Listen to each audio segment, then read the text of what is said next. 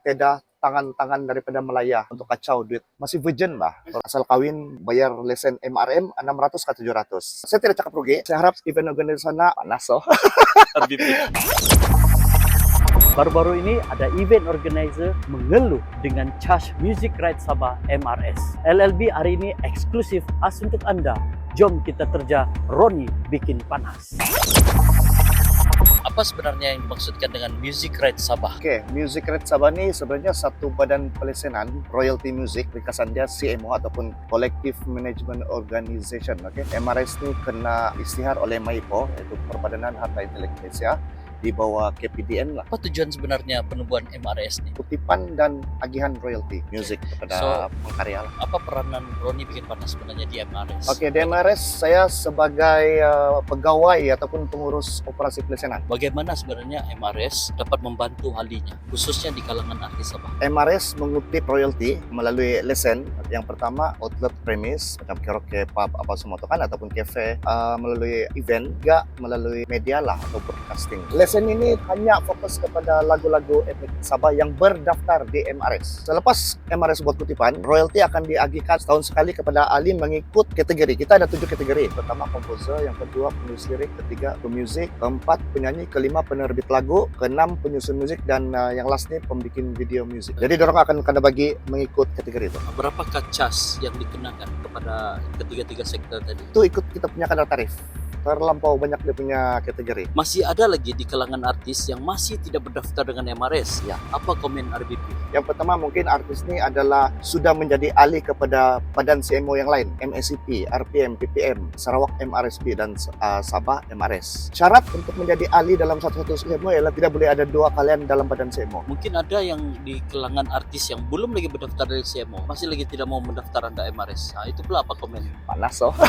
RBP? Mungkin dorang belum letak kepercayaan sepenuhnya kepada MRS sebab MRS ni masih setahun jagung, tapi beri peluang kepada MRS buktikan dulu 1 hingga 2 tahun begitu, selesai pengagihan yang pertama ataupun yang kedua nanti dan seterusnya, baru kita tengok, harap-harap dorang terbuka hati lah untuk support produk Sabah sendiri, ditubuhkan orang-orang kita sendiri, tidak tangan-tangan daripada Melaya untuk kacau duit industri seni kreatif kita. Event organizer mengeluh dengan charge harga MRS dan merasakan bayaran royalti tersebut tidak akan sampai kepada artis. Apa pula komen RBP? Kadar tarif MRS adalah yang terendah antara gabungan 3 MSCP, RPM, PPM. Sebelum ni pernah ditubuhkan satu one stop center iaitu MRM yang mana telah gagal diputuskan perkhidmatan dia. Sebab banyak keluhan harga begitu mahal. 2017 yang asal kawin Museo Anu bayar lesen MRM 600 ke 700. Saya mau kasih banding dengan kadar tarif MRS. Adalah serendah 40% daripada kadar tarif 3 CMO tadi. Contohnya kalau 3 CMO tadi yang MRM tu 1.000, MRS 600 gitu. Maksudnya ada persen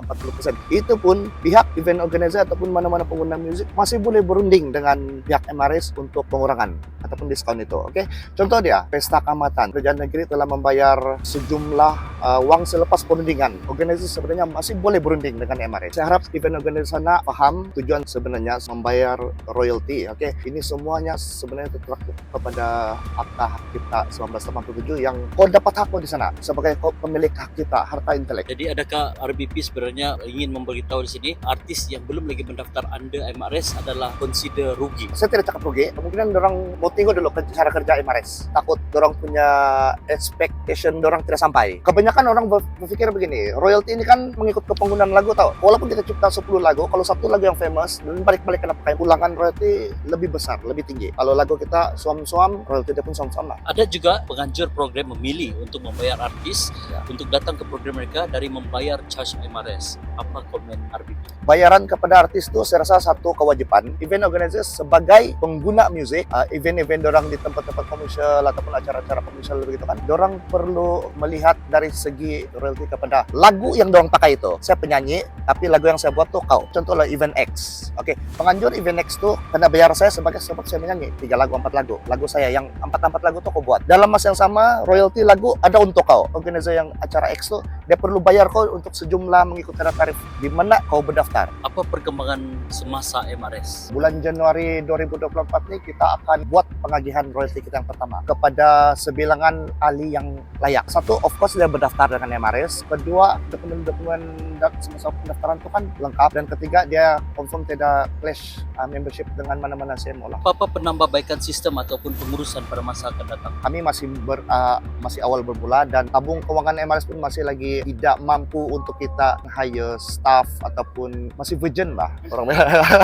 Jadi untuk mencapai tahap itu mungkin perlu mengambil masalah 5 hingga 10 tahun mungkin baru keuangan MRS stabil. So buat masa sekarang ini bergerak ataupun beroperasi mengikut kita punya kekuatan apa yang ada sekarang lah. Kawan-kawan pegiat seni, tidak kira dia komposer, penulis lirik, penyanyi, pemusik, even penyusun musik, bikin video dan juga penerbit lagu. MRS ini dia cover Sabah Lebonda. Saya harap pegiat seni tempatan ini dapat memberi peluang kepada MRS untuk buktikan kerja-kerja MRS. Saya juga berharap pegiat seni tempatan Sabah ini terus menyokong MRS dengan membuat lebih banyak lagi karya tempatan.